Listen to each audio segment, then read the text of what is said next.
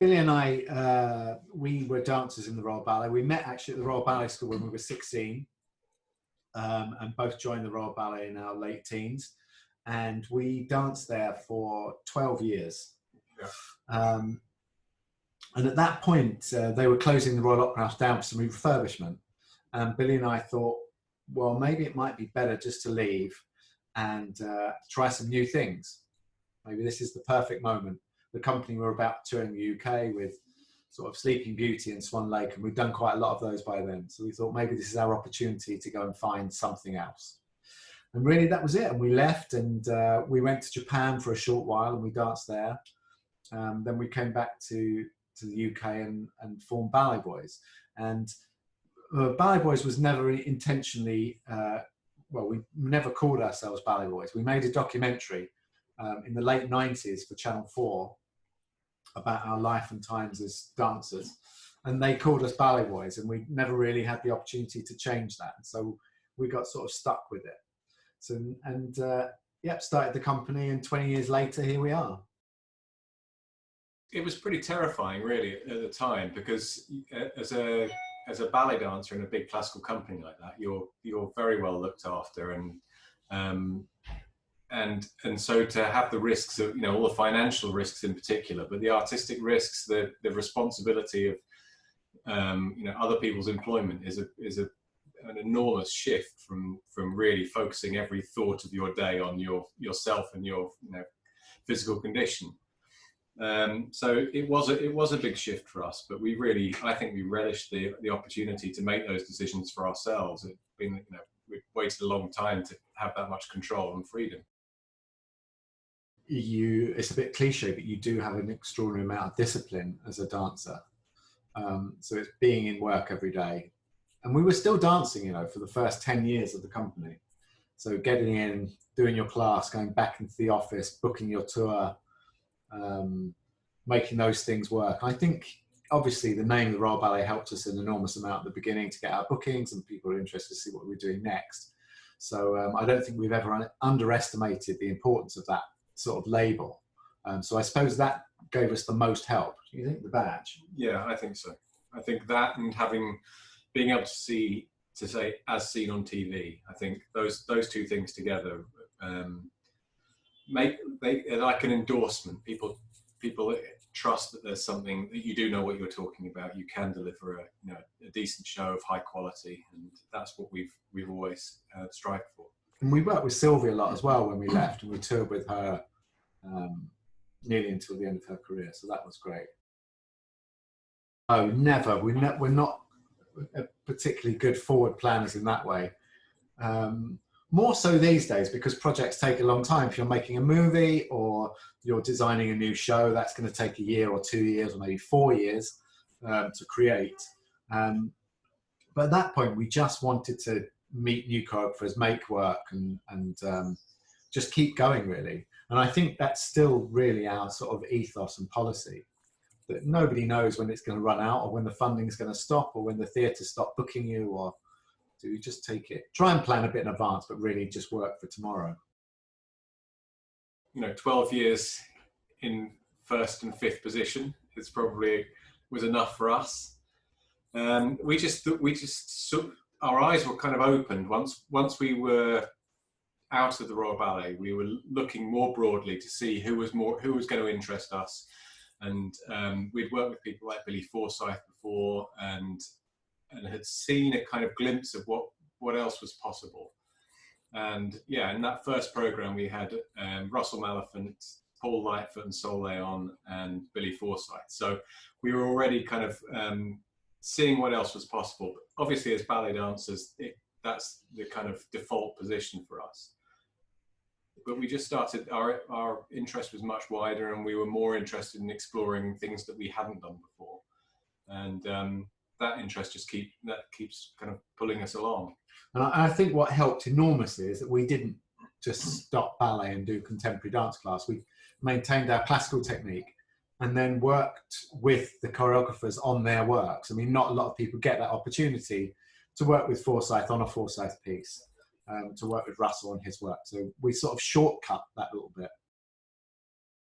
There's a few of them. I mean, I think that first program at the Roundhouse was such an enormous achievement.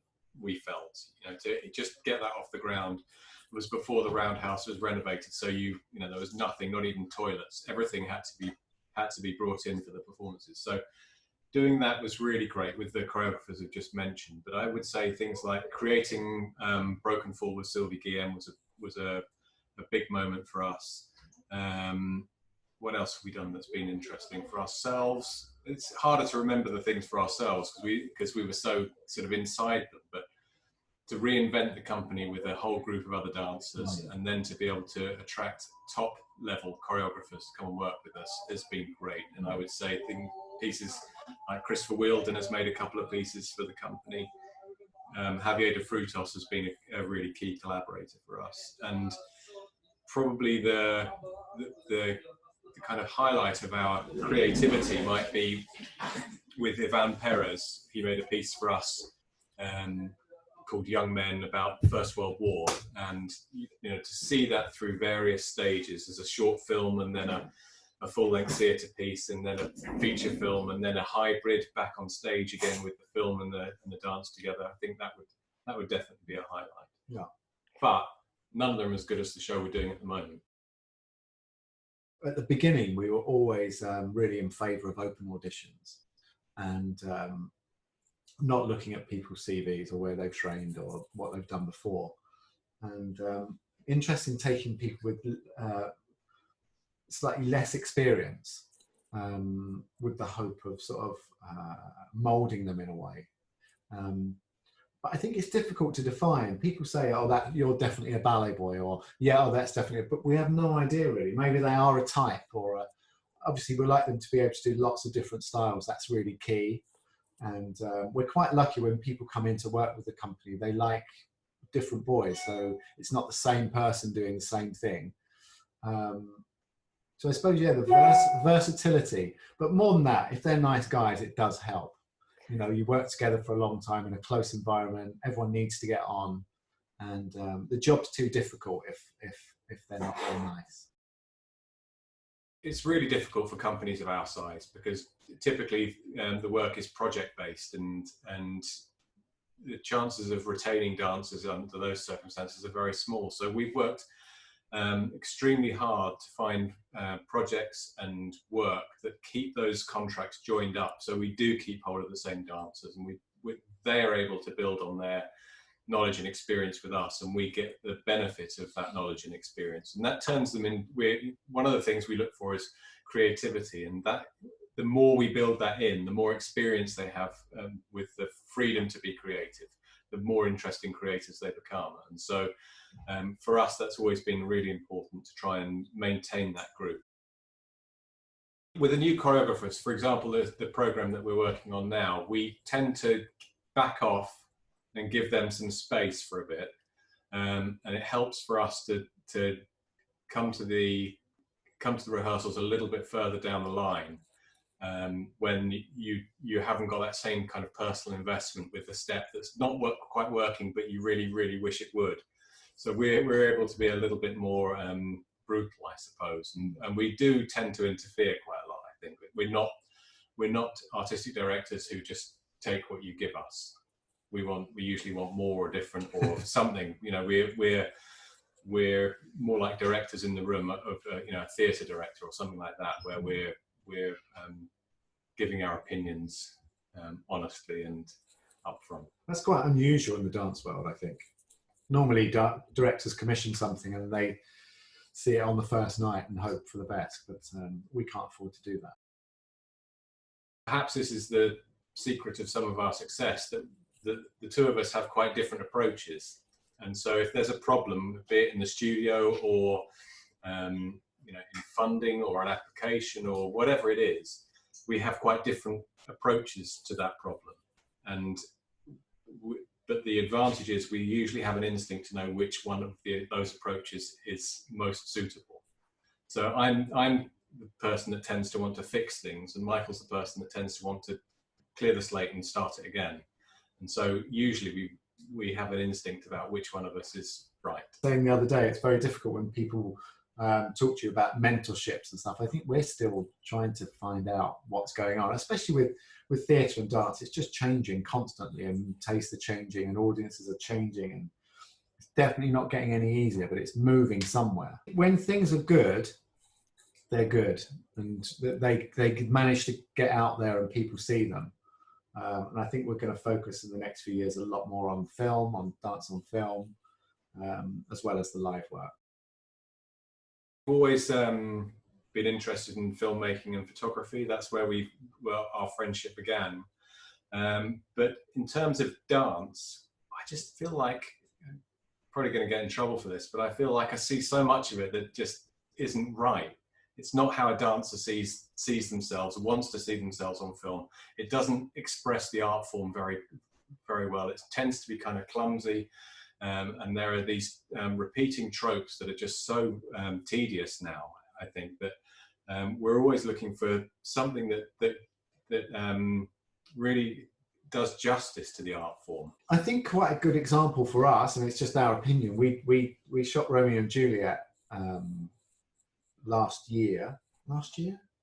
2 years ago. 2 years ago, gosh. And the reason that we shot it the way we did is because we performed in that production a lot. So we know the production backwards, and it feels better on the inside than being on the outside. And that was really our starting point. How do we tell this story? How do we let the audience in? How do we make them feel like they're a member of the cast? And that interested us, really. You can multi-camera any piece of dance from a theatre, and they all basically look the same. There's not a lot you can do. And dance is designed to be seen from one angle, and it's great. You know, if you can't get to the theatre, it's the next best thing. But we just thought, rather than just trying to replicate that, let's try and do something differently. And I think we'll keep pursuing that. I think it'll bring in a broader audience. People will stumble over it. And it feels, even though it's a classic piece and it was made in the 60s, it feels quite contemporary to me. The young people, they're not wearing loads of makeups and ridiculous wigs, and they're playing it in quite a naturalistic way. And I think for a lot of people, if they watch that and you said that's ballet, they would think, well, that's not what I expect from ballet. You know, I expect these huge, exaggerated creatures in white tights, and yeah, so it's the opposite, really. Well, next we're going to a new film production for the company, for BalletBoyz, which we're going to start in the autumn. I'm not sure what that is yet. We're just doing a little bit of research. And then we're looking to do Manon as another big classic. And potentially, yeah, in the next couple of years. But it takes a lot of planning. There's a lot to organise to make a film of that scale. And it's scheduling. If you want the best dancers in the world, then you've got to do it when they're available. You know, building the sets and the costumes, and it's an enormous undertaking. But hopefully these films will last a while. I mean, hopefully Romeo and Juliet you'll be able to watch in 20 years' time. Maybe other people will start doing it. I think it's something that should be done. I think only certain productions will probably suit it. And maybe what happens next is people design productions for film only.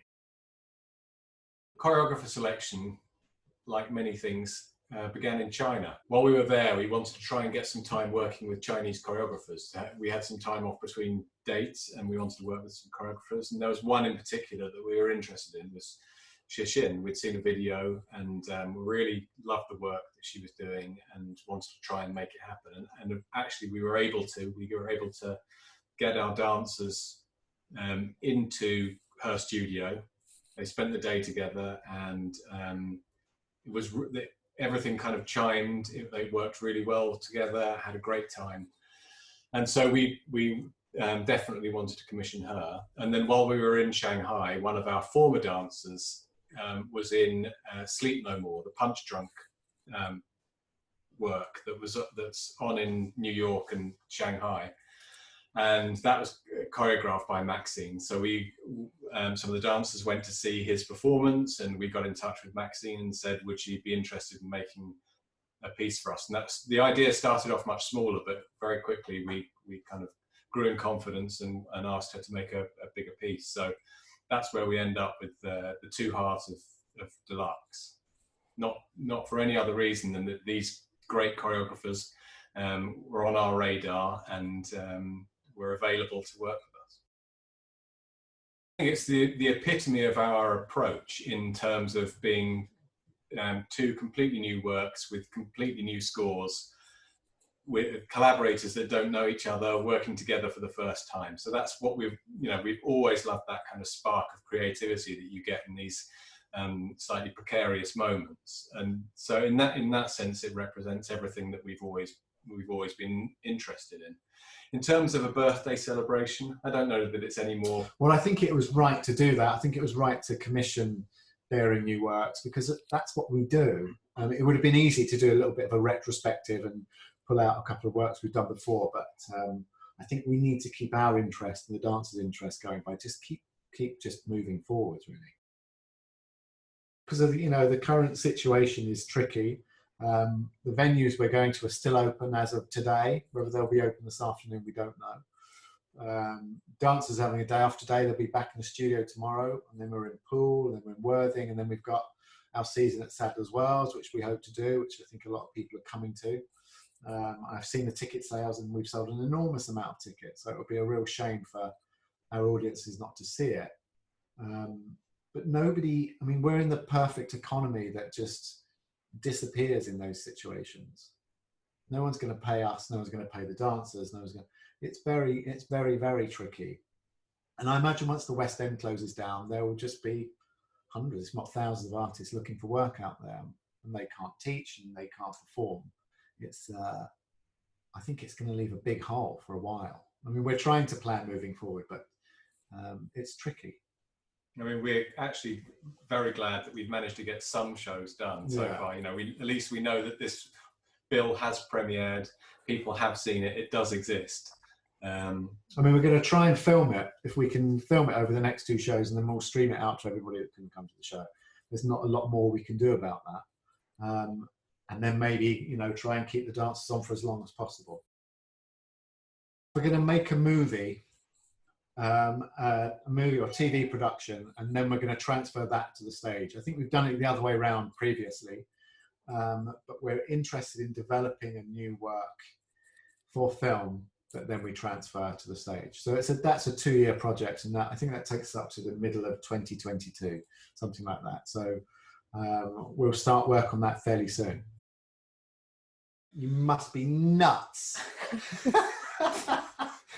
Go and become an accountant or something in the law. I don't know. What advice would you give? To hold your nerve, I think. There are so many ways that you can be knocked back in the arts. In dance in particular, the arts is tiny and dance is tinier still. So you have to really hold your nerve and have the courage of your convictions, follow the thing that you're interested in. And, that's what we've done. We've made work that we'd be interested to watch, and have always just hoped that appeals to an audience rather than trying to second guess what the audience might be interested in.